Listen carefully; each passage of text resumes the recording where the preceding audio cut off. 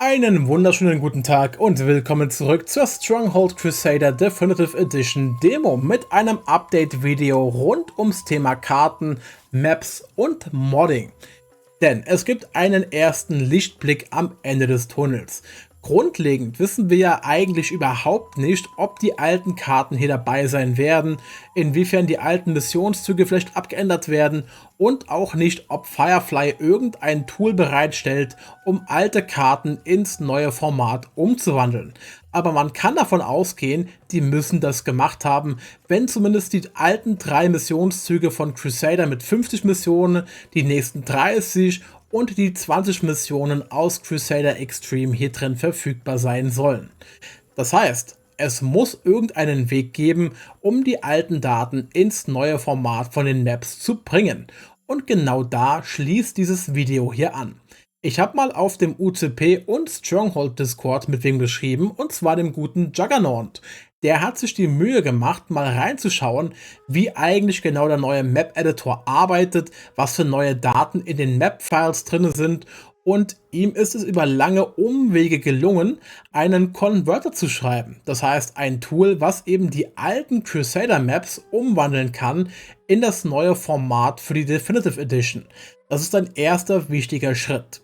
Entsprechend kann ich dir hier jetzt zeigen und präsentieren, dass wir im eigenen Scharmützel hier alle alten Karten von Crusader haben, eben ergänzt hinten mit _de, weil es ja die neuen Definitive Edition Maps sind.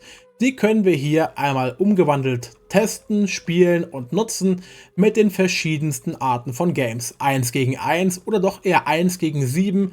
Alles, was früher möglich war, ist jetzt auch hier drin spielbar und möglich. Gucken wir uns das auch mal direkt an. Unter anderem hier einmal die Map Das Tal. Kennt ihr von früher noch bestimmt. Wir gehen mal unten links hin, packen mal alle KIs hier rein. Wählt euren Guter Schilde hoch. Und wir starten einfach mal rein und gucken uns das mal eben an. Da haben wir die Karte Das Tal und so sieht sie aus im Definitive Edition Style. Hier auch die neuen Bäume unter anderem, hat einen leicht anderen Touch. Die ganzen KIs sind ebenfalls dabei. In der Mitte die große Oase und das Sumpfgebiet hier. Und alles, wie man es von früher kennt. Das heißt, die Maps funktionieren in jedem Falle. Jetzt ist die große Frage, wo kriegst du diese Karten her? Ganz simpel. Guckt mal in die Videobeschreibung. Da ist ganz weit oben ein Google Drive Link enthalten. Von diesem Google Drive Link findest du einen Ordner, da sind alle Maps drin enthalten. Bis auf diese hier, das ist meine eigene, die ich haben wollte nochmal. Und du kannst dir diesen gesamten Ordner als ZIP-Archiv herunterladen. Und wenn du das machst, musst du nur 2-3 Schritte machen und schon hast du die Karten verfügbar. Ich zeige dir, wie es funktioniert. Wir haben zum einen hier jetzt unser ZIP-Archiv, das ist hier unten das mit WinRAR geöffnet, und wir haben hier oben den Game-Ordner und den Game-Ordner brauchen wir. Wir müssen hier in den Stronghold Crusader Definitive Edition Data-Ordner gehen, dann dort den Streaming Assets Ordner nehmen, der ist in jedem Unity Engine Spiel enthalten und beinhaltet immer die externen Assets, die zur Laufzeit geladen werden sollen, also eben hier unter anderem den Maps-Ordner, und beim Maps-Ordner hier, da müssen wir all diese Map-Dateien platzieren.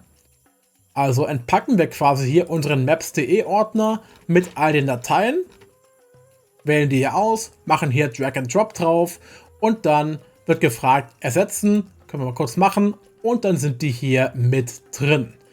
Dann haben wir also jetzt hier alle Karten importiert.